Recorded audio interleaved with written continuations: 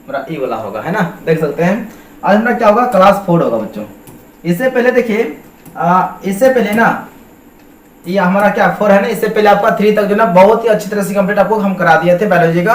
तो चलिए आज हम लोग चलते हैं चैप्टर 4, सॉरी चैप्टर 4 नहीं मतलब वीडियो 4, इसका पार्ट 4 हमारा चल रहा है। पहला चैप्टर है जिसका नाम है जैव प्रक्रम एवं पोषण। तो इससे पहले हम लोग पढ़ रहे थे कि जैव प्रक्रम क्या होता है, पोषण क्या होता है, जीवों के लिए पोषण क्यों अनिवार्य होता है, इस के बारे में हम लोग पढ़ चुके थे, ठीक है। तो चलिए आज नेक्स्ट पढ़ते हैं। चलिए आज का क्वेश्चन है हमारा कि जंतुओं में पोषण। इससे पहले हम लोग क्या पढ़ रहे थे कि पेड़ पौधों में पोषण, पेड़ पौधे अपना पोषण कैसे करते हैं। आपको हम बताए थे कि जितने भी हरे पेड़ पौधे होते हैं सभी स्वपोषी होते हैं, और पेड़ पौधों को छोड़ के जितने भी जीव जंतु आते हैं सभी क्या होते हैं, परपोषी होते हैं, या उसको हम लोग विषमपोषी भी कहते हैं। तो आप हम लोग जानेंगे कि आखिर पेड़ पौधे सॉरी हम लोग जीव जंतु भोजन ग्रहण कैसे करते हैं। चलिए तो क्वेश्चन है कि जंतुओं में पोषण कितने चरणों में संपन्न होता है, उन्हें लिखें। यानी कि जीव जंतुओं में, यानी कि हम लोग जीव जंतु हैं, हम लोग जो ना जंतु में आते हैं, ठीक है ना। तो हम लोगों में जीव जंतु में हमारा जो पोषण होता है बच्चों, पोषण कितने चरणों में संपन्न होता है उनके बारे में लिखना है। तो आंसर इसका है, थोड़ा हम इसमें थोड़ा लचका के लिखे तो अच्छा से लिखे, थोड़ा पहले आपको पेड़ पौधा के बारे में समझाए हैं। क्या है कि पौधे अपना पोषण के लिए आत्मनिर्भर होते हैं। पौधे जो होते हैं अपना पोषण के लिए, पोषण का मतलब वो भोजन, पेड़ पौधे अपना भोजन के लिए क्या होते हैं, खुद आत्मनिर्भर होते हैं, वह किसी पर निर्भर नहीं करते हैं, क्योंकि पेड़ पौधे क्या होते हैं, स्वपोषी होते हैं। वह एक ही जगह खड़ा रहता है और अपना प्रकाश संश्लेषण के माध्यम से वह भोजन ग्रहण कर लेता है। तो पेड़ पौधे क्या होते हैं, स्वपोषी होते हैं, अर्थात वह आत्मनिर्भर होते हैं। जबकि जीवधारी पेड़ पौधों पर निर्भर रहते हैं। जितने भी जीवधारी हैं, यानी हम लोग जो भोजन ग्रहण करते हैं वह कैसे करते हैं, तो पेड़ पौधों पर निर्भर करते हैं। हम लोग परपोषी हैं, हम लोग दूसरे जीवों पर निर्भर करते हैं। यदि हम लोग को खाना खाना है तो दुकान से लाना पड़ेगा, फिर दुकान से दूसरा दुकान से लाया होगा। इस तरह से करते करते हम लोग कहाँ पहुंच जाएंगे, पेड़ पौधा पास पहुंच जाएंगे। जो हम लोग जो चावल सब खाते हैं वो कहाँ, धान का खेत से आता है। जो गेहूं जो आटा हम लोग खाते हैं वो कहाँ से आता है, आपका पेड़ पौधा से आता है, पौधा से आता है ना। तो कहने का मतलब हुआ कि जितने भी आपका जीव जंतु होते हैं वह क्या होते हैं, वह जो है ना किस पर निर्भर करते हैं, वह पेड़ पौधों पर निर्भर करते हैं। अर्थात हम लोग परपोषी होते हैं और जितने पेड़ पौधे हैं वो क्या होते हैं, स्वपोषी होते हैं। क्लियर है यहाँ तक। ऐसे जीव जो अपना पोषण दूसरे जीवों से प्राप्त करते हैं उसे परपोषी या फिर विषमपोषी कहा जाता है। यानी कि ऐसा जीव जो अपना भोजन दूसरे जीवों से प्राप्त करते हैं वो क्या होते हैं, परपोषी कहलाते हैं, या उसको विषमपोषी कहते हैं। जैसे हम लोग बच्चों भोजन जब ग्रहण करते हैं तो वह दूसरे जीवों पर निर्भर करते हैं, दुकान जाते हैं, है ना। यानी हम लोग जो है ना भोजन जो ग्रहण करते हैं, जो हम लोग खाना खाते हैं वह खाद्य पदार्थों पर निर्भर करते हैं। लेकिन पेड़ पौधे वह खुद से अपना भोजन बनाता है, एक ही जगह रहता है, वो कहीं नहीं जाता है। वह प्रकाश संश्लेषण के माध्यम से अपना भोजन ग्रहण करते हैं, भोजन बनाते हैं और वह अपना भोजन ग्रहण करते हैं, ठीक है। लेकिन हम लोग जितने भी जीव जंतु हैं सब क्या होते हैं, परपोषी होते हैं, अर्थात हम लोग दूसरे जीवों पर आश्रित रहते हैं। तो यहाँ पे है क्या कि ऐसे जीव जो अपना भोजन के लिए, पोषण का मतलब होता है भोजन, जो अपना भोजन के लिए क्या करते हैं, दूसरे जीवों से प्राप्त करते हैं, मतलब दूसरे जीवों पर निर्भर करते हैं, उसको क्या कहते हैं, परपोषी कहते हैं या फिर विषमपोषी कहते हैं, ठीक है। बोलते हैं कि जंतुओं में पोषण कई चरणों से संपन्न होता है। हम लोग जीव जंतु जो है ना, तो हम लोगों में जो पोषण होता है कई चरणों से संपन्न होता है। जैसे पहला हमारा क्या है, अंतःग्रहण। अंतःग्रहण का मतलब क्या होता है, देखिए जब हम लोग का थाली में भोजन रहता है ना बच्चों, तो वह बाहर में भोजन रहता है, उस भोजन को क्या करते हैं, लेते हैं और मुंह में डालते हैं, वो अंदर लेके जाते हैं। अंदर का मतलब वह भोजन का अब अंतःग्रहण होने वाला है ना। कुछ में बाद थाली हो जाता है खाली, भोजन चला जाता है अंदर। तो भोजन जो अंदर पेट में जाता है ना, या मुख गुहा के द्वारा जब अंदर जाता है उसका नाम क्या है, अंतःग्रहण है। आगे समझ में बोलता है कि जंतुओं के द्वारा भोजन को शरीर के अंदर ग्रहण करने की क्रिया को अंतःग्रहण कहा जाता है। जब जीव जंतु भोजन को मुंह में लेता है, भोजन अंदर जाता है ना, तो भोजन अंदर जाने की प्रक्रिया को हम लोग क्या बोलते हैं, भोजन का अंतःग्रहण कहते हैं। यहां तक क्लियर है सबका, समझ में आ गया। एक बार फिर से बता देते हैं, जब भोजन को हम लोग खाते हैं और भोजन कहाँ जाता है, पेट के अंदर में जाता है, मुख गुहा के द्वारा या मुंह के द्वारा जाता है। तो भोजन जब मुख गुहा के द्वारा हमारे पेट के अंदर में जाता है, वो हमारा क्या होता है, भोजन का अंतः ग्रहण हुआ, क्योंकि भोजन क्या हुआ, अंदर गया, अंदर ग्रहण किए। ग्रहण का मतलब था खाना। जब भोजन को अंदर लेके जाते हैं, भोजन को खाते हैं ना, जब भोजन हमारा पेट में जाता है, वो हमारा क्या होता है, भोजन का अंतः ग्रहण होता है। आगे समझ में। अब आते हैं पाचन। शरीर के अंदर भोजन का सरल अणुओं में विघटित होना पाचन कहलाता है। विघटित का मतलब होता है बच्चों टूटना। क्या होता है, टूटना होता है। जब हम लोग भोजन ग्रहण करते हैं तो भोजन टूट टूट के खत्म हो जाता है। भोजन अंदर में टूटता है तब भोजन क्या होता है, पचता है। जैसे हम लोग खाना खाते हैं ना, पहला तो भोजन का पाचन ना हमारा मुख गुहा से शुरू हो जाता है। जब हम लोग खाना खाते हैं तो कुछ भोजन को क्या करते हैं, हम लोग मुंह में तोड़ के गुंडी कर देते हैं। उसके बाद तो वो आहार नल के माध्यम से पेट में आता है, और पेट में बहुत सारे एंजाइम होते हैं, बहुत सारे रस होते हैं जो भोजन को तोड़ता है और पचाता है। जब भोजन टूटता है और पचता है तो जितने भी हमारे भोजन में प्रोटीन वसा सब होते हैं, सब हमारे शरीर में लग जाते हैं, और जितने भी हमारे भोजन में अपशिष्ट पदार्थ बच जाते हैं, जिसको मल कहते हैं, वो जाकर रेक्टम में जमा हो जाता है और सुबह हम लोग टॉयलेट के माध्यम से उसको निकाल देते हैं। तो आगे बात समझ में। जब भोजन शरीर के अंदर में ना, शरीर के अंदर में भोजन का सरल अणुओं में विघटित होना, यानी कि छोटे छोटे अणुओं में जो भोजन टूटता है ना, उसको क्या बोलते हैं, सरल अणुओं में विघटित होना। यानी भोजन हम लोग चावल सब खाते हैं ना, भात खाते हैं, मीट सब खाते हैं तो दिखाई पड़ता है चावल है, मीट है, लेकिन देखते होंगे बाद में ना कि मतलब पहचान भी नहीं पाएगा कि उसमें मीट है कि नहीं है, पूरा कचरा कचरा होकर निकल जाता है बाहर। यानी कि जब भोजन सरल अणुओं में टूटता है ना, उसको क्या बोलते हैं, भोजन का विघटित होना होता है। क्या होता है, भोजन का विघटित होना कहलाता है बच्चों। तो वही है कि जब भोजन हमारे शरीर के अंदर में जाता है तो भोजन को कई सारे एंजाइम, कई सारे रस उनको मिलते हैं, जिससे भोजन क्या होता है, छोटे छोटे सरल अणुओं में टूट जाता है और भोजन का वहां से पाचन शुरू हो जाता है। चलिए आगे बढ़ते हैं, समझ में आ गया। अगला है स्वांगीकरण। बच्चों स्वांगीकरण का मतलब क्या होता है, समझिएगा ध्यान से। पोषण के जिस चरण में ऊर्जा का उत्पादन या जीव द्रव का निर्माण होता है उसे स्वांगीकरण कहते हैं। यानी ऊर्जा का निर्माण होता है। बच्चों जब हम लोग भोजन खाते हैं ना, खाने के बाद शरीर में एक ऊर्जा मिलता है, उसको क्या कहते हैं, स्वांगीकरण कहते हैं। जब हम लोग खाना खाते हैं ना, खाना खाने के बाद क्या होता है, भोजन टूटता है। टूटने के बाद जितना भोजन में प्रोटीन वसा विटामिन वगैरह सब होता है तो हमारे शरीर में कोशिका में लग जाता है, और जितना अचरा कचरा बचता है वो क्या होता है, शरीर से हमारा मल के रूप में बाहर निकल जाता है। वो शरीर में जब विटामिन लगा ना तो शरीर में क्या होता है, ऊर्जा मिलता है, एक प्रकार से ऊर्जा की प्राप्ति होती है। उसे हम लोग क्या बोलते हैं, स्वांगीकरण कहते हैं। क्या कहते हैं बच्चों, स्वांगीकरण कहते हैं। आगे समझ में। अब आते हैं बहिष्करण। बहिष्करण का मतलब क्या होता है, बहि मतलब बाहर, बहि का मतलब होता है बाहर, अस्करण का मतलब होता है निकालना, यानी कि बाहर निकलना। बहिष्करण का मतलब होता है क्या, कि शरीर से अचरा कचरा मल को बाहर निकालना, वो बहिष्करण कहलाता है। बोलता है कि भोजन पदार्थों को मल के रूप में बाहर निकालना बहिष्करण कहलाता है। बच्चों जब हम लोग भोजन ग्रहण करते हैं ना, क्या करते हैं, भोजन ग्रहण करते हैं, तो भोजन ग्रहण करने के पश्चात क्या होता है कि जितना भी विटामिन है वो शरीर में तो लग ही जाता है। जितना भोजन में विटामिन प्रोटीन वगैरह सब होता है शरीर में लग जाता है। उसके बाद वही भोजन में कुछ अपशिष्ट पदार्थ बच जाते हैं, कुछ ऐसे पदार्थ बच जाते हैं जो कि हमारे शरीर के लिए वो लाभदायक नहीं होता है। वो शरीर से सुबह सुबह बाहर निकाल देते हैं हम लोग, सुबह या शाम जब भी हो, प्रायः लोग सुबह टॉयलेट जाते हैं तो टॉयलेट के माध्यम से वह अपशिष्ट पदार्थों को बाहर निकाल देते हैं, तो उसे हम लोग क्या बोलते हैं, बहिष्करण कहते हैं। आई बात समझ में। बोलते हैं भोजन पदार्थों को मल के रूप में, मल का मतलब हुआ गंदगी के रूप में, जब उसको शरीर से बाहर करते हैं ना, वही हमारा क्या होता है, बहिष्करण होता है। आगे समझ में। अगला है अवशोषण। इसको थोड़ा अच्छा से समझिएगा, अवशोषण क्या होता है बच्चों।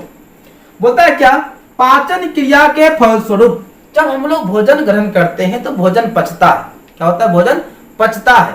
पचने के बाद क्या होता है, जब भोजन सरल अणुओं में टूट जाता है बच्चों, भोजन जब पच जाता है तो क्या होता है, भोजन के सरल अणु आंत की दीवार, जो पेट का दीवार होता है, द्वारा अवशोषित होकर रुधिर में मिल जाती है, जिसे अवशोषण कहा जाता है। यानी कि जब हम लोग भोजन ग्रहण करते हैं, भोजन ग्रहण करने के बाद शरीर का आंत का जो दीवार होता है उससे कई तरह रस भोजन में मिलता है, कई तरह के एंजाइम मिलते हैं, जिससे भोजन पूरी तरह से टूट कर वो पच जाता है। पचने के बाद जितना विटामिन सब होता है वो हमारे जाकर रुधिर में मिल जाता है, हमारा ब्लड में मिल जाता है, जिससे कि हमारा क्या होता है शरीर में ब्लड बन के लगता है और क्या होता है शरीर में वह विटामिन फैलाता है।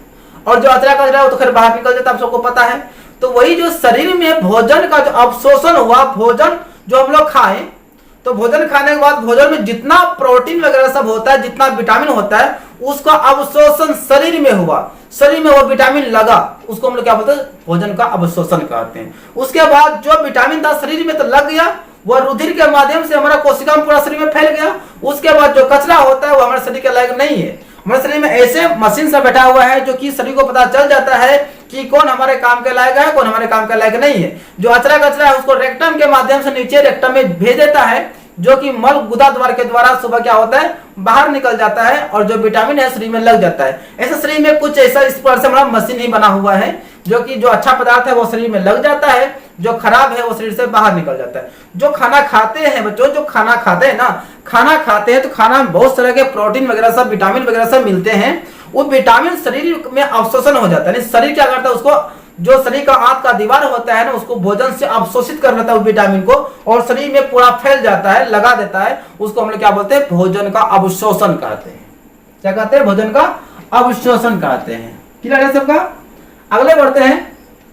तो यहां से देखिए हमारा जो है ना भोजन, प्यारे बच्चों, जो हमारा जंतुओं में पेड़ पौधा नहीं, जंतु में जो भोजन कई चरणों में मतलब कई चरणों में हमारा क्या हो रहा था, संपन्न हो रहा था। पहला चरण क्या था, हमारा अंतःग्रहण था, जिसमें कि भोजन का हम लोग क्या करते हैं, अंतर्ग्रहण कहते हैं। उसके बाद पाचन, भोजन का शरीर में पाचन भी होता है। उसके बाद स्वांगीकरण, हमारा मतलब खाने के बाद शरीर में एक तरह से ऊर्जा मिलता है, स्वांगीकरण हमारा हो गया। अगला था हमारा बहिष्करण, जो हम लोग खाना खाते हैं, खाना खाने के पश्चात क्या होता है, शरीर से मल के रूप में क्या होता है, मल मूत्र के रूप में बाहर निकलता है कुछ कचरा, उसको हम लोग क्या बोलते हैं, बहिष्करण कहते हैं। उसके बाद अवशोषण, जो खाना खाते हैं, खाना में जो प्रोटीन वगैरह होता है, उन प्रोटीन का अवशोषण के द्वारा हमारे शरीर में लगता है, जिससे कि हम लोग हष्ट पुष्ट हो जाते हैं। मेरा क्या था, वह अवशोषण था। यह तो हमारा हो गया। इन सभी चरणों में क्या होता है, 4 यहाँ होता है 5, ठीक है ना। इन सभी चरणों में हमारा भोजन का क्या हुआ, अवशोषण हुआ। अब आते हैं कुछ अमीबा के बारे में जान लेते हैं बच्चों। अमीबा क्या होता है, बहुत ही खास क्वेश्चन है। अमीबा क्या है, देखिए पहले तो आपका ना अमीबा में एक क्वेश्चन एग्जाम में आएगा कि अमीबा अपना भोजन का ग्रहण कैसे करता है। ध्यान दीजिएगा, अमीबा जो है ना अपना भोजन का अंदर ग्रहण जो ना कुटपाद के द्वारा, किसके द्वारा, कुटपाद के द्वारा अमीबा अपना भोजन का अंतर ग्रहण करता है। ठीक है, यह क्वेश्चन बहुत ही वीवीआई क्वेश्चन है एग्जाम की दृष्टि से। चलिए अब आते हैं अमीबा के बारे में पढ़ते हैं। तो देखिए क्या है कि अमीबा एक सरल प्राणी समपोषी जीव है। अमीबा कैसा है, अमीबा जो ना एक सरल प्राणी समपोषी जीव है। यह एक कोशिकीय तथा अनिश्चित आकार का प्राणी है। बच्चों अमीबा जो है ना एक कोशिकीय प्राणी है, इसका आकार निश्चित नहीं होता है। देखिए ये हमारा क्या बन गया, अमीबा बन गया। कैसे आप बना दीजिए बच्चों, कैसे बना दीजिए, क्या बन गया, हमारा अमीबा बन गया। तो अमीबा का आकार जो है ना वह निश्चित नहीं होता है, वह क्या होता है, अनिश्चित होता है। वह किसी भी रूप में कैसे भी वह बन सकता है, अपना आकार को बना सकता है। इसका आकार कुटपादों के बनने और बिगड़ने के कारण बदलता रहता है। इसका आकार जो है ना कुटपाद। अब ये कुटपाद क्या होता है, पहले समझिए कुटपाद। जैसे देखिए ये हमारा क्या अमीबा है। अगर मान लिया जाए कि यहाँ पे भोजन देख लिया, समझिएगा ध्यान से, अमीबा जो है ना यहाँ भोजन देख लिया, मान लिया जाए अमीबा यहाँ पर है, ये हमारा क्या अमीबा है। अब देख लिया अमीबा को भोजन ग्रहण करने के लिए एक विशेष मुंह नहीं होता है, जिसे हम लोग का मुंह होता है ना, ऐसे खाते हैं, है ना, ये मुंह से खाते हैं ना। लेकिन अमीबा का शरीर का आकार ही तो निश्चित नहीं है। जब आकार ही निश्चित नहीं तो उसका मुंह कहां से निश्चित होगा। तो वह क्या करता है अमीबा, जब अमीबा यहाँ आएगा ना, क्या करेगा, इस तरह से क्या करेगा, इस तरह से, इस तरह अपना कुटपाद ऐसे बना लेगा, अपना मुंह बना लेगा। अपना भाषा हम लोग मुंह कहते हैं ना, इसका भाषा हम क्या बोलेंगे, कुटपाद कहेंगे। क्या करता अमीबा, भोजन को क्या करता है, अपना शरीर को इस तरह से लम्हार देता है, ऐसे लम्हार देगा, ऐसे लम्हार देगा, ऐसे लम्हार के बना लेगा। ये हमारा क्या कुटपाद है। तब भोजन को आस्ते आस्ते, भोजन वहीं रहता है, अपना शरीर को आकार बढ़ा के भोजन को इसे वो घेर लेता है। देखिएगा ध्यान से, ये हमारा क्या हुआ, भोजन था, यहाँ पे भोजन था, या अपना शरीर को इसे आकार बढ़ा लिया, कुटपाद बना लिया, मतलब कुटपाद का मतलब मुंह जैसा बना लिया, और जाके भोजन को पकड़ लिया। पकड़ने के बाद क्या हुआ, ये आस्ते आस्ते क्या करेगा, ये कुटपाद जो है ना बच्चों, ये कुटपाद जो है या मुंह जो है आस्ते आस्ते से क्या वो बंद कर लेगा, बंद कर लेगा, भोजन कहाँ घुस जाएगा, अंदर घुस जाएगा। देखिए बंद कर लिया है ना, ये बंद कर लिया, भोजन कहाँ घुस गया, अंदर घुस गया। और अंदर में जैसे कि हम मानव में ना बच्चों, हम मानव में जैसे भोजन को पचने के लिए बहुत सारे रस होते हैं, रसधानी होते हैं, है ना, एंजाइम होते हैं, उसी प्रकार से हमारा अमीबा में भी होता है। जैसे भोजन अंदर आया तो ये हमारा क्या भोजन रसधानी है, भोजन को कई तरह का क्या होता है रस मिलता है, कई तरह का रस मिलता है, तो भोजन क्या होता है वो आपस में क्या होता है भोजन टूट जाता है और भोजन पच जाता है, अमीबा का क्या होता है पेट भर जाता है। तो आगे समझ में, अमीबा क्या है, एक कोष के जीव है, इसका आकार निश्चित नहीं है। जब इसका शरीर का आकार ही निश्चित नहीं है तो इसका मुंह तो निश्चित होगा नहीं, इसलिए यह अपना भोजन कुटपादों के बनने बिगड़ने से अपना शरीर को बनाता है और अपना भोजन जो है वो कुटपाद के द्वारा पकड़ता है। कुटपाद का मतलब अपने से मुंह बना लेता है, इस तरह से बना लेता है कौन, अमीबा। मतलब इसके शरीर में पोषण के लिए कोई विशेष रचना नहीं होती है, यानी कि अमीबा में भोजन ग्रहण करने के लिए कोई विशेष अंग रचना नहीं होता है। किसमें, अमीबा में।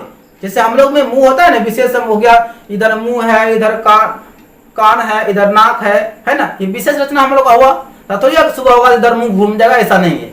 लेकिन अमीबा का ऐसा है, अमीबा जो है ना अपना मुंह किधर बना सकता है, ठीक है। अगर भोजन यहाँ पे है, भोजन तो यहाँ अपना यहाँ फुटपाथ बना लेगा, मुंह बना लेगा। अगर भोजन यहाँ पे रहेगा तो ई वाला हिस्सा जो बढ़ा लेगा, तो ऐसे वो घूम के आएगा, ऐसा नहीं करता है। जिधर भोजन मिला तो उधर वो क्या करता है कुटपाद बना लेता है, अपना मुंह बना लेता है।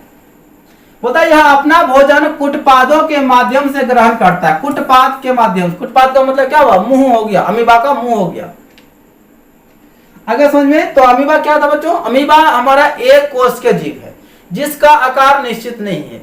यह अपना भोजन का अंतर ग्रहण जो है कुटपाद के द्वारा ग्रहण करता है। किसके द्वारा, कुटपाद के द्वारा। जब भोजन अंदर जाता है, अमीबा का अंदर पेट में जाता है, तो अंदर में बहुत सारे जो है ना भोजन रसधानी मिलते हैं भोजन को, जिससे कि भोजन क्या होता है पचता है।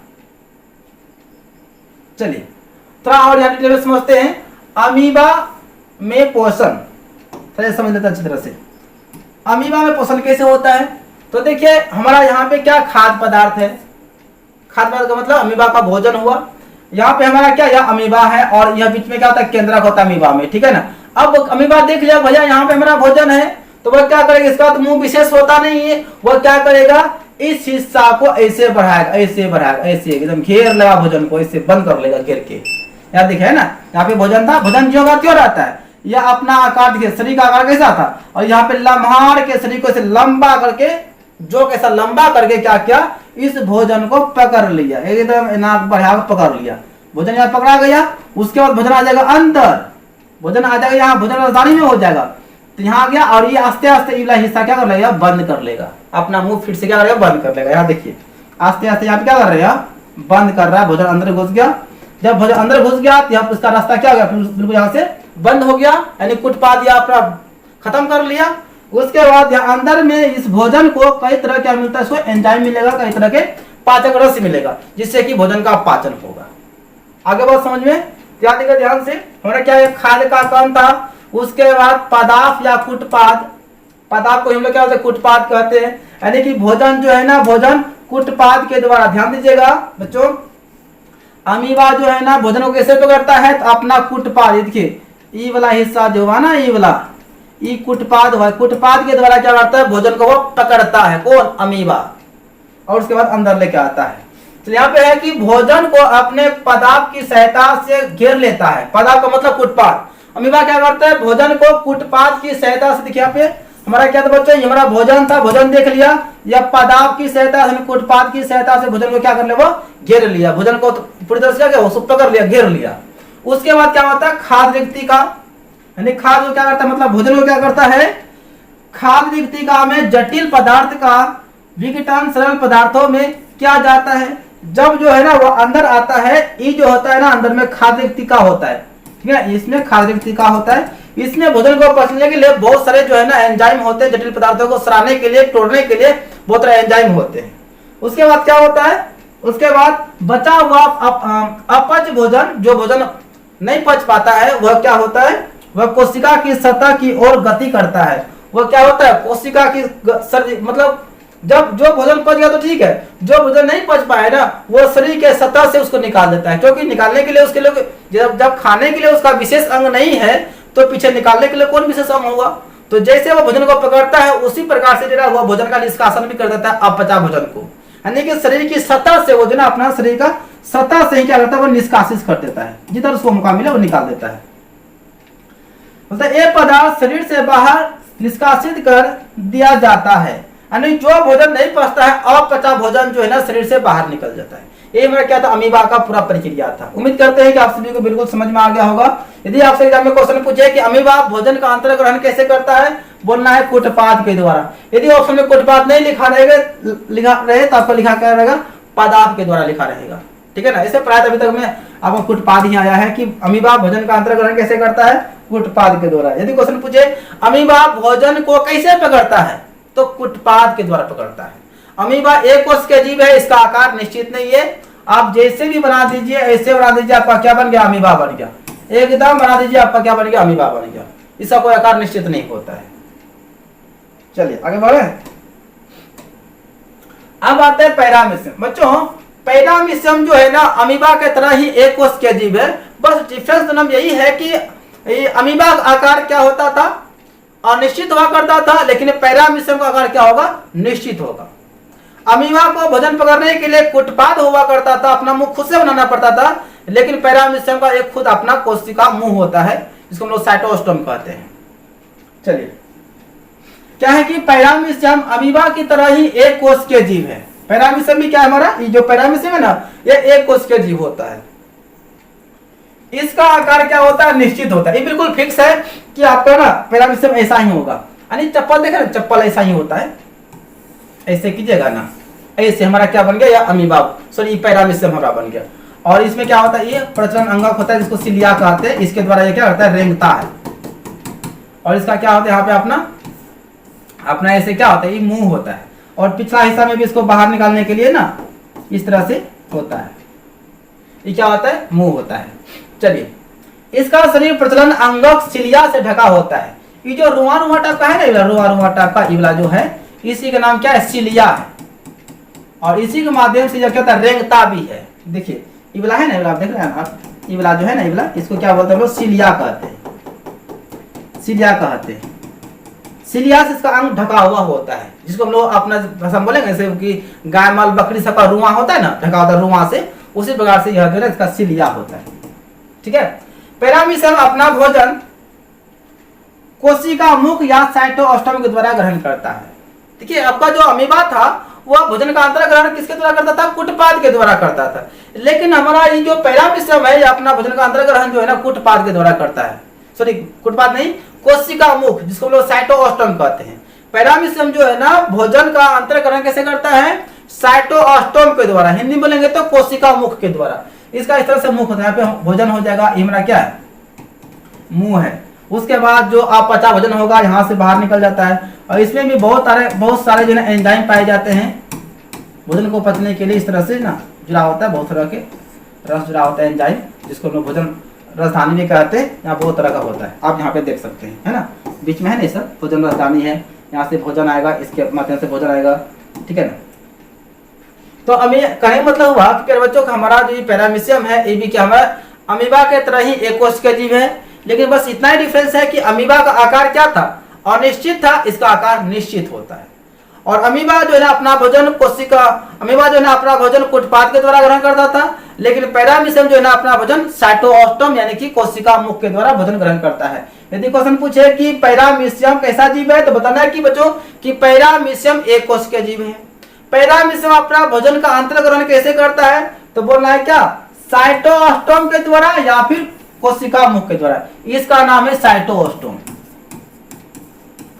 साइटोस्टोम, या तो आप बोल सकते हैं कोशिका मुख, कोशिका मुख भी बोल सकते हैं, है ना। ये हमारा क्या है, भोजन है। और ये जो है रुआ रुआ टाइप, ये हमारा क्या है, ये हमारा सिलिया है, सिलिया है। चलिए आगे बढ़ते हैं। अब आते हैं कि मनुष्य के आहार नाल या पाचन तंत्र का वर्णन करना है। मनुष्य का जो आहार नाल है, ये वाला जो आहार नाल है, इस और पाचन तंत्र यानी कि भोजन जब हम लोग ग्रहण करते हैं तो आहार नाल के माध्यम से हमारा आमाशय में भोजन आता है। उसके बाद भोजन कैसे पचता है, इन सभी के बारे में हम जानने वाले हैं। ठीक है ना। और ध्यान दीजिएगा कि मनुष्य में आहार नाल की लंबाई ना 8 से 10 मीटर होता है। कितना होता है भाई, यहाँ देखिए कितना है, मनुष्य में आहार नाल की लेटिस से यहाँ तक जो है हमारा, जहाँ तक भोजन पचता है पेट में, यहाँ से पूरी लंबाई कितना है, 8 से 10 मीटर है। भोटी ऐसा होता है। चलिए क्वेश्चन है क्या कि मनुष्य के आहार नाल या पाचन तंत्र के बारे में बताना है। होता है मनुष्य का आहार नाल या पाचन तंत्र एक कुंडलित रचना होता है। एक कुंडली ऐसा घुमा घुमा हुआ रचना होता है जो लगभग 8 से 10 मीटर की लंबी होती है। आहार नाल के प्रमुख भाग निम्नलिखित हैं। जो हम लोग भोजन ग्रहण करते हैं ना, ध्यान दीजिएगा, ई वाला जो हिस्सा है, ई वाला, यही हमारा क्या है, आहार नाल है, जिसके माध्यम से भोजन हमारा पेट में आता है। और यहां से लेकर यहाँ जो पूरे आहार नाल है, इसकी लंबाई कितनी है, 8 से 10 मीटर होती है आहार नाल की लंबाई। तो इस रास्ते से जब भोजन आता है ना, तो रास्ते में बहुत तरह के उसको एंजाइम मिलते हैं, बहुत तरह की ग्रंथियां मिलती हैं। इन सभी के बारे में हम लोग जानने वाले हैं। चलिए, तो पहला हमारा होता है मुख गुहा। मुख गुहा का मतलब होता है मुंह, गुहा मतलब गुफा। आकड़ेंगे ना, मुख खोलेंगे तो एक गुफा ऐसा मुंह हो जाता है, और यही तो मेन चीज है हमारा मुख गुहा। तो भोजन का पाचन जो है हमारा मुंह से ही शुरू हो जाता है। जब हम लोग खाना खाते हैं तो लगभग भोजन का जो टुकड़ा जो भोजन टूटता है ना, हमारा मुंह में ही लगभग टूट जाता है भोजन। तो मुख गुहा में क्या होता है, बोलता है कि यहाँ आहार नाल का सबसे पहला भाग है। आहार नाल में यानी कि पेट यहाँ अंदर में आने से पहले सबसे पहला काम जाएगा, मुंह में जाएगा। तो हमारा मुंह जो है ना, आहार नाल का सबसे पहला हिस्सा, पहला हमारा मुंह में जाएगा भोजन, राइट। इसमें दांत होता है, मुंह में क्या होता है, दांत होता है। एक क्वेश्चन आपसे एग्जाम में पूछेगा कि एक वयस्क मनुष्य में दांत कितने होते हैं, तो आपको बताना है एक वयस्क मनुष्य में 32 दांत होते हैं। याद रहेगा, एक वयस्क मनुष्य में दांत कितने होते हैं बच्चों, 32 दांत होते हैं। तो आइए आगे बढ़ते हैं। तो मुंह में क्या होता है, दांत होता है जो भोजन को चबाने का काम करता है। देखिए, दांत का काम केवल क्या है, भोजन को टुकड़ा टुकड़ा करना होता है, यानी कि चबाना होता है। अगर मान लिया जाए इतना बड़ा का लेग पीस खाएंगे, अंदर घुसे लड़ठी में लसक ही जाएगा, लसक जाएगा ना, तो कैसे होगा, इसलिए दांत बनाया गया है ताकि भोजन को चबा चबा के उसको टुकड़ा कर देंगे, महीन हो जाएगा, तब खींचेंगे ना, तब लड़ठी में आराम से घुस के निकल जाएगा। नहीं तो बड़का लेग पीस मुंह में से घुसा लेंगे, लसक ही जाएगा, दिक्कत हो जाएगा। इसलिए दांत बनाया गया है कि ताकि भोजन को चबा चबा के टुकड़ा करे। तब तक टुकड़ा करते हैं जब तक कि यहाँ घुसने लायक नहीं हो जाता है। तो उतना अंदाज चल जाता है, जब चबाते हैं ना, समझ में आ जाता है ना, लगता है अंदर जाने वाला है, तब निकल लेते हैं। तो दांत का काम क्या बच्चों, दांत का काम क्या है, भोजन को चबाना होता है, टुकड़ा करना होता है, तोड़ना होता है। क्लियर है। यहाँ भोजन को चिपचिपाहट बनाने के लिए लार प्राप्त होता है। मुंह में लार होता है, लार, इधर 3 गो इधर 3 गो, कितना वो 6 गो, यानी 3 जोड़ी लार होता है मुंह में। जब आप सूखा भोजन खाइएगा ना, मूली समझते हैं, मूली भुजा समझते हैं ना, अगर उसको खाइएगा ना, देखिए खाने के बाद इनाम देखिएगा, एकदम मुंह में क्या होता है, भोजन सना जाता है, पूरा एकदम अजीब टाइप का भोजन हो जाता है। यानी कि मुंह में क्या होता है बच्चों, मुंह में भोजन को क्या मिलता है, रस मिलता है, लार मिलता है, जिससे कि भोजन क्या होता है, एकदम गीला ऐसा हो जाता है, तब ना सड़क के अंदर घुस जाता है, ऐसे करता है, सड़क के अंदर चला जाता है। यदि यहाँ पे लार नहीं होता बच्चों, पता है क्या होता, भोजन सूखा यहाँ पे अटक जाता, गला में में ना, आहार में अटक जाता है। तो इसलिए यहाँ पे रस होता है, ताकि जो भी हम सूखा भोजन खाएंगे ना, तो भोजन में क्या पानी आ जाएगा, और निकलेंगे तो सर से अंदर घुस जाएगा। अरे समझ में। तो यहाँ पे क्या होता है, मुंह में हमारा दांत होता है भोजन को चबाने के लिए, और मुंह में क्या होता है, 3 जोड़ा हमारा क्या होता है बच्चों, हमारा लार होता है, जिससे कि भोजन को चिपचिपाहट मतलब गीला बनाता है। यहाँ तो हो गया क्लियर।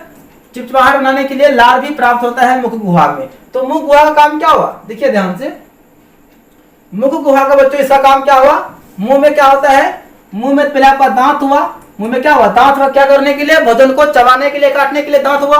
उसके बाद क्या होता है, लार ग्रंथियां, मुंह में लार होता है, इधर भी 3 गो लार होता है, इधर भी 3 गो लार ग्रंथियां होती है, 3 6 गो, यानी कि 3 जो लार ग्रंथि होती है। जब खाना खाते हैं तो इससे लार निकलता है। अभी अब हम मुंह में लार निकाल देते हैं। अचार खाए हैं, इमली खाए हैं, जब अचार का नाम लीजिएगा ना, मुंह में पानी आ जाएगा। वो पानी कहां से है, वही लार से पानी निकला हमारा।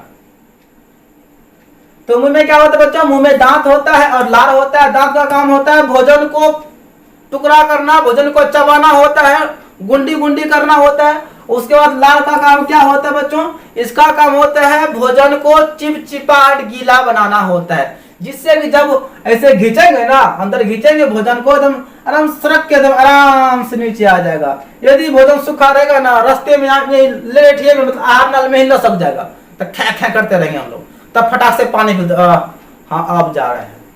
आ रहा है समझ में ना? बिल्कुल आएगा। अब आते हैं ग्रसनी।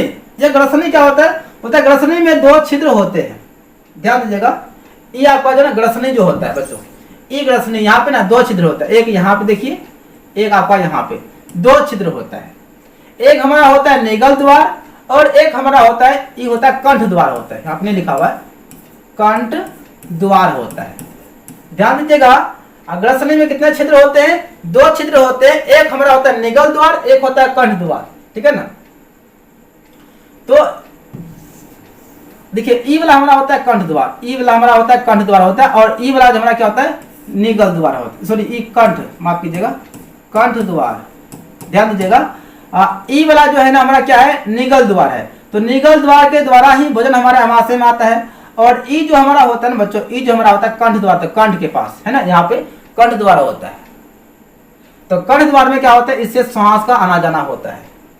अब कभी कभी हम लोग क्या करते हैं, देखिए जैसे हम लोग खाना घिसते हैं ना, तो हमारा यह जो ना कंठ द्वार को निगल द्वार झांप लेता है, ऊपर से भोजन ससर के अंदर आ जाता है। वही खाने करे में हम लोग कभी गप करते हैं ना, या फिर हंसते हैं ना, तो ये जो है ना, ये वाला द्वार खुल जाता है और भाप यहाँ आके नाक में आ जाता है।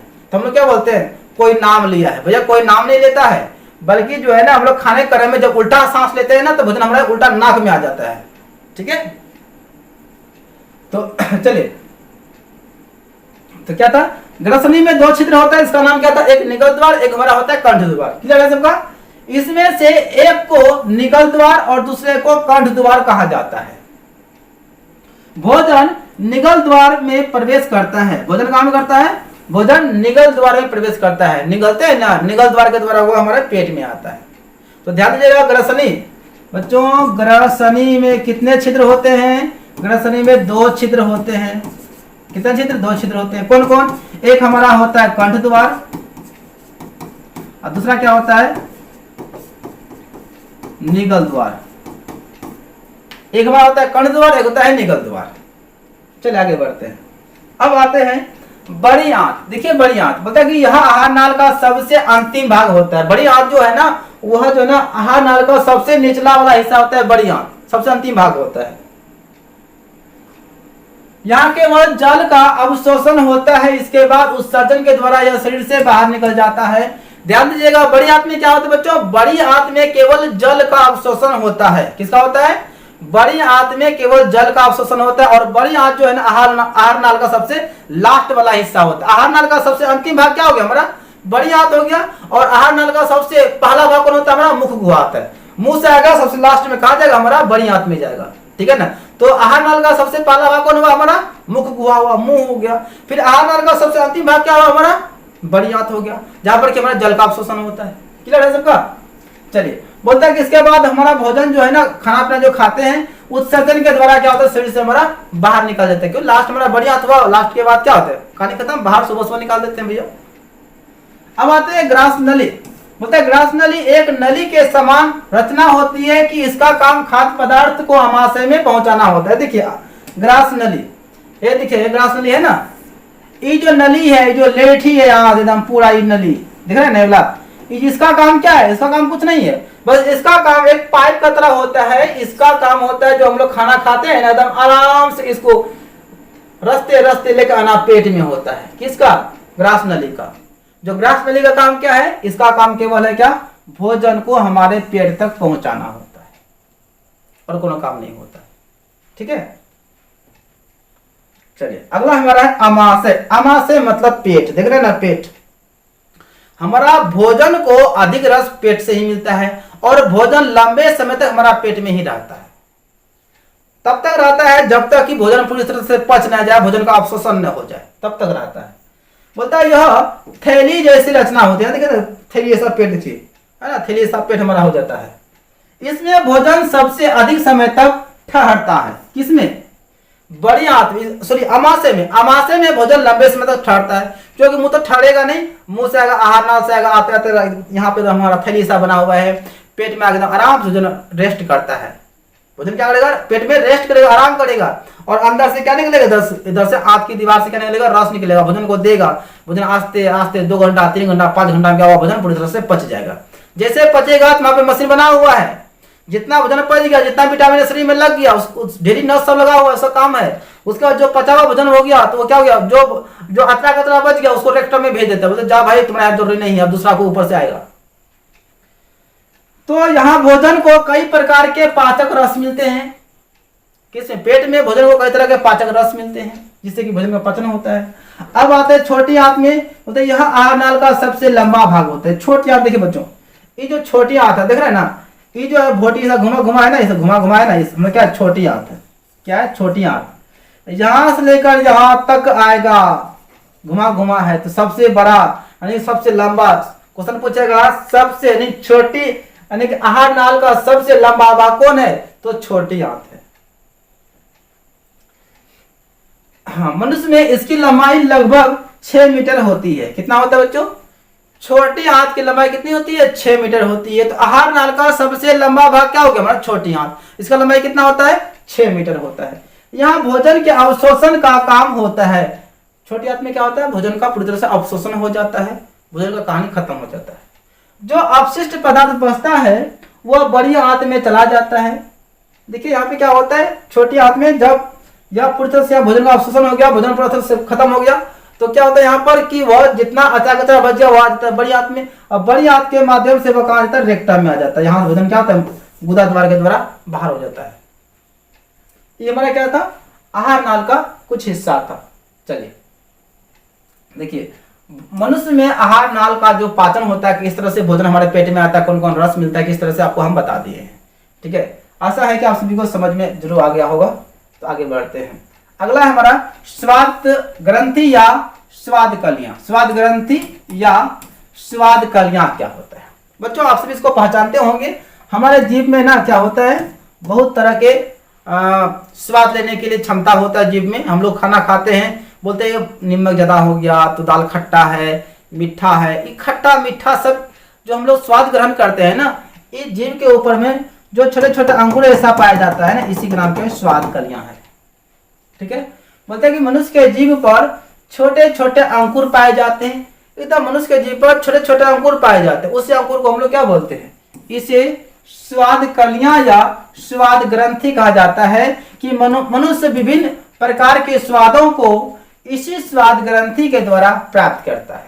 हम लोग जो विशिष्ट प्रकार की जो खाना खाते हैं, भोजन खाते हैं ना, तो हम लोग क्या करते हैं, इन्हीं स्वाद कलियां के द्वारा ही भोजन का परिचय कर लेते हैं। या खट्टा है कि तीता है कि मीठा है, क्या है, बासी है क्या है, हम लोग क्या करते हैं, जीभ के द्वारा अच्छा खट्टा मतलब मीठा, खट्टा, तीखा, कड़वा का हम लोग पहचान कर लेते हैं। चलिए अब आते हैं कि जीवों के लिए पोषण क्यों अनिवार्य है। हाँ भाई, बहुत अच्छा क्वेश्चन है। आखिर हम लोग जीव हैं, हम लोग खाना खाते हैं, तो हम लोग को खाना खाने के लिए क्या जरूरी है, खाना खावे करेंगे, अगर नहीं खाएंगे तो क्या दिक्कत है बताइए। यदि मान लीजिए जाए कि खाना हम नहीं खाएंगे 5 दिन तो कोई दिक्कत, बिल्कुल दिक्कत है। शरीर का ऊर्जा घट जाएगा, काम करने में मन नहीं लगेगा। ठीक है, तो भोजन खाने से क्या होता है, जब हम लोग भोजन ग्रहण करते हैं तो भोजन में बहुत सारे के जो ना प्रोटीन, वसा है ना, विटामिन सब होता है, जिससे शरीर में अवशोषण होता है, शरीर में लगता है वो विटामिन सब, शरीर में ऊर्जा प्राप्त होता है, जिससे हम लोग दिनचर्या काम आसानी से कर पाते हैं। यानी कि पोषण इसलिए अनिवार्य है क्योंकि हम लोग क्या करते हैं, दैनिक कार्य कर सकते हैं सही ढंग से। यदि पोषण ना मिले, हम लोगों को सही से खाना ना मिले, तो शरीर में ऊर्जा नहीं बनेगा। बोलता है कि जीवों को पोषण के फलस्वरूप ऊर्जा की प्राप्ति होती है। पोषण का मतलब हो भोजन। जब जीव भोजन ग्रहण करता है, जब हम लोग खाना खाते हैं, खाना खाने के बाद क्या होता है, ऊर्जा की प्राप्ति होती है। बोलते मजा आ गया, इस तरह से करते हैं। और जब खाना नहीं खाते हैं ना, हाँ बैठे मुंडे झुका के, आप सभी देखते होंगे नवरात्र में पूरा शरीर का एनर्जी लो हो जाता है पूजा करते करते। बोलता है कि बिना, आप लिखिए पोषण, बिना पोषण के जैविक क्रियाओं का सफल संचालन नहीं हो सकता है। जब तक हम लोग खाना खाएंगे नहीं, तब तक हमारा जैविक क्रिया का सही संचालन नहीं हो पाएगा। जैविक क्रिया का मतलब होता है कि दिनचर्या में जो हम लोग काम करते हैं, जो जीव काम करते हैं, आपको हम पढ़ाते हैं, हमारा जैविक क्रिया हुआ। जैसे कोई कोदाल लेकर काम करता है खेत में, नहीं मतलब कहने का मतलब हुआ कि लोग जो भी अपना दिनचर्या में काम करते हैं, जैसे आप लोग पढ़ते हैं तो आपका भी काम हुआ, जब पढ़ते पढ़ते एनर्जी लॉस हो जाता है तो आपको भूख लग जाता होगा, आप जाके खा लेते होंगे, फिर शरीर में एनर्जी आया तो फिर आके पढ़ते होंगे। तो कहने का मतलब हुआ जब हम लोग खाना नहीं खाएंगे तो क्या सही से कोई काम कर पाएंगे, जैविक क्रियाओं का सफल संचालन नहीं कर पाएंगे। यानी कि जैविक क्रियाओं के सफल संचालन के लिए मतलब दिनचर्या का काम को सही ढंग से करने के लिए हम लोग को पोषण आवश्यक है, भोजन खाना आवश्यक है। यदि भोजन नहीं मिलेगा तो हम लोग जैविक क्रिया सही ढंग से नहीं कर पाएंगे। वही है कि जैविक बिना पोषण के मतलब भोजन के बिना जैविक क्रियाओं का सफल संचालन नहीं हो सकता है। जैविक क्रियाओं के सफल संचालन हेतु सभी जीवों को पोषण आवश्यक है। यानी जैविक क्रियाओं के सही ढंग से संचालन करने के लिए, जैविक क्रियाओं करने के लिए, दिनचर्या काम करने के लिए हम लोग को क्या करना पड़ेगा, भोजन करना बहुत ही आवश्यक है। यदि भोजन ग्रहण नहीं करेंगे तो हमारा जैविक क्रियाओं का संचालन सही ढंग से नहीं हो पाएगा, हम लोग कोई भी काम सही ढंग से नहीं कर पाएंगे। अगर मान लीजिए 5 दिन से हम लोग खाना नहीं खाए हैं और कोई बोलेगा चलो भाई थोड़ा जो है ना मेरा मकई कर दो, शरीर में जान तो है नहीं, ऊर्जा तो है नहीं, कैसे काम करेंगे, सही ढंग से जैविक क्रिया होगा ही नहीं। पता चलेगा क्या आधा घंटा काम किए उसके बाद क्या थक जाते हैं, क्या बोलते हैं मेरा शरीर काम नहीं करेगा, भाई हम खाना नहीं खाए हैं, शरीर में मेरा ऊर्जा नहीं बन रहा है, हम काम नहीं कर पाएंगे। तो हम लोग क्या करते हैं, खाना खाएंगे। जैसे खाना खाते हैं ना शरीर में एक एनर्जी टाइप का हो जाता है, शरीर में ऊर्जा मिलता है, तब फटाफट काम करते हैं। तो शरीर को ऊर्जा प्राप्ति के लिए जैविक क्रियाओं को संचालन करने के लिए हम लोग क्या करते हैं, भोजन का ग्रहण करते हैं, है ना।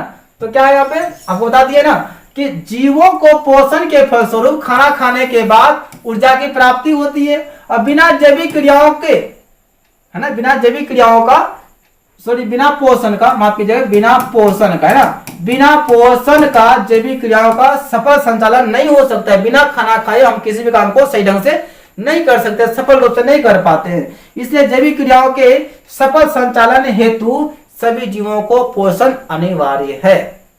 आगे समझ में, चलिए आगे बढ़ते हैं।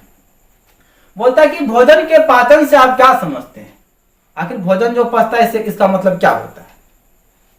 चलिए बोलते हैं कि पाचन वह प्रक्रिया है जिसमें ग्रहण किए गए भोजन का विखंडन होता है। पाचन का मतलब क्या होता है, जब हम लोग खाना खाते हैं तो हमारे शरीर में खाना जाता है तो उसका पाचन होता है। पाचन करने का मतलब भोजन टूटता है, भोजन का विखंडन होता है, उसी को हम लोग पाचन कहते हैं। और शरीर को ऊर्जा की प्राप्ति होती है। जब हम लोग खाना खाते, खाना खाने के बाद जब भोजन टूटता है तो जब भोजन टूटेगा ना, छोटे छोटे सरल अणुओं में जब भोजन टूटेगा तो उसमें ऊर्जा जो होगा वो शरीर में पूरा लगेगा, हमारा क्या होगा, शरीर में वो ऊर्जा फैलेगा, तो उसको हम लोग क्या कहेंगे, पाचन कहेंगे। यानी कि भोजन जो टूटता है, खाना खाने के बाद जो भोजन हमारे शरीर में क्या होता है, टुकड़ा टुकड़ा जो टूटता है, जो भोजन का विखंडन होता है, टूटते टूटते वो क्या होता है, पूरा महीन हो जाता है, जो मल के रूप में हो जाता है, उसको हम लोग क्या कहते हैं, पाचन कहते हैं। यानी कि खाना खाने के बाद जो भोजन टूटता है, तो भोजन टूटने के बाद जो ऊर्जा मिलता है, तो उन सभी प्रक्रिया को हम लोग क्या बोलते हैं, पाचन कहते हैं। सामान्य रूप से भोजन का पचना और उसके फलस्वरूप ऊर्जा प्राप्त होना पाचन कहलाता है। यानी कि सिंपल सी बात कहेंगे, भोजन का टूटना, टूटने के बाद ऊर्जा प्राप्त होना, वही हमारा क्या होता है, पाचन कहलाता है। आगे समझ में।